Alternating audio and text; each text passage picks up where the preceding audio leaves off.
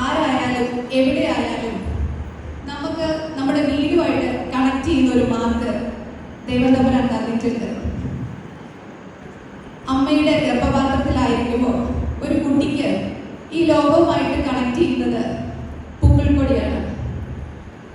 അത് കഴിഞ്ഞ് അത് നിക്ഷേപിച്ച് നിങ്ങൾ റൂമിലേക്ക് വരുമ്പോൾ നിങ്ങൾക്ക് എല്ലാം ചെയ്തു തരുന്നത് അമ്മയാണ്. നിങ്ങളെ കുളിപ്പിക്കുന്നതും കഴിപ്പിക്കുന്നതും എല്ലാം ചെയ്തു തരുന്നത് നിങ്ങളുടെ അമ്മയാണ്. അത് കഴിഞ്ഞ് നിങ്ങൾ സ്വയം ചെയ്യാൻ ആയി വരുമ്പോൾ നിങ്ങൾ സ്കൂളിലേക്ക് പോകുന്നു. എന്നാലും രാവിലെ നിങ്ങൾ അമ്മമാരെ കാണുമ്പോൾ തിരിച്ച് വീട്ടിലേക്ക് വരുന്നു. അപ്പോൾ ഒരു കണക്ഷൻ എപ്പോഴും ഉണ്ട്. ഇനി നിങ്ങൾ പോകുന്നത് നിങ്ങളുടെ ജീവിതത്തിലെ അടുത്ത ഘട്ടത്തിലേക്കാണ്.